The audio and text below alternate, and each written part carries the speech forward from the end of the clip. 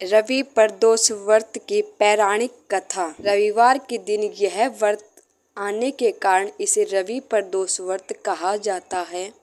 प्रदोष व्रत हर महीने के दोनों पक्षों की त्रयोदशी तिथि को रखा जाता है। एक समय सर्व प्राणियों के हितार्थ परम पावन भागीरथी के तट पर ऋषि समाज द्वारा विशाल गोष्ठी का आयोजन किया गया।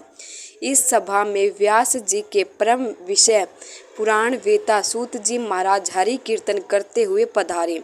सूत जी को आते देखकर सैनकादि 88,000 ऋषि मुनियों ने खड़े होकर दंडवत प्रणाम किया।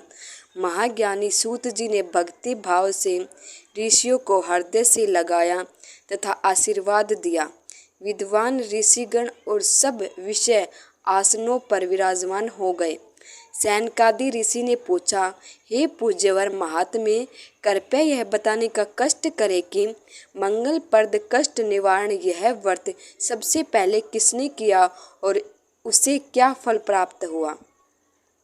श्री सूत जी बोले, आप सभी शिव के परम भक्त हैं। आपकी भक्ति को देखकर मैं व्रती मनुष्य की कथा कहता हूँ, ध्यान से सुनो। रवि प्रदोष व्रत कथा। रवि प्रदोष व्रत की कथा के अनुसार एक गांव में अति दीन ब्राह्मण निवास करता था।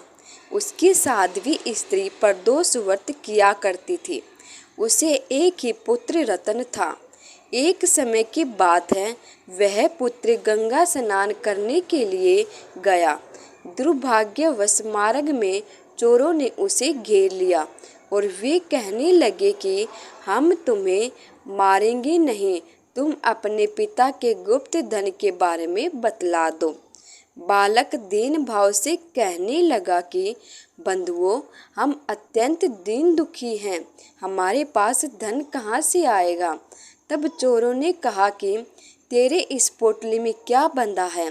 बालक ने निसंकोच कहा कि मेरी माँ ने मेरे लिए रोटियां दी हैं। यह सुनकर चोरों ने अपने साथियों से कहा कि साथियों, यह बहुत ही दीन दुखी मनुष्य है, अतः हमें किसी और को लूटना चाहिए। इतना कहकर चोरों ने उस बालक को जाने दिया। बालक वहां से चलते हुए एक नगर में पहुंचा। नगर के पास एक बरगद का पेड़ था। वह बालक उसी बरगद के वृक्ष की छाया में सो गया। उसी समय उस नगर के सिपाही चारों को खोजते हुए उस बरगद के वृक्ष के पास पहुंचे और बालक को चोर समझकर बंदी बना राजा के पास ले गए। राजा ने उसे कारावास में बंद करने का आदेश दिया। ब्राह्मणी का लड़का जब घर नहीं लौटा तब उसे अपने पुत्र की बड़ी चिंता हुई। अगले दिन प्रदोष व्रत था। ब्राह्मणी ने प्रदोष व्रत किया और भगवान शंकर से मन ही मन अपने पुत्र की कुशलता की प्रार्थना करने लगी। भगवान शंकर ने उस ब्राह्मणी की प्रार्थना सुनकर स्वीकार कर ली। उसी रात भगवान शंकर ने उस राजा को सपने में आदेश दिया कि वह बालक चोर नहीं है, उसे प्रातः काल छोड़ दो, अन्यथा उसका सारा राज्य वैभव नष्ट हो जाएगा। प्रातः काल राजा ने शिवजी की आज्ञा अनुसार उस बालक को कारावास से मुक्त कर दिया। बालक ने अपनी सारी कहानी राजा को सुनाई। सारा वृत्तांत सुनकर राजा ने अपने सिपाहियों को उस बालक के घर भेजा और उसके माता पिता को राज दरबार में बुलाया। उसके माता पिता बहुत ही भयभीत थे। राजा ने उन्हें भयभीत देखकर कहा कि आप भयभीत न हो, आपका बालक निर्दोष है।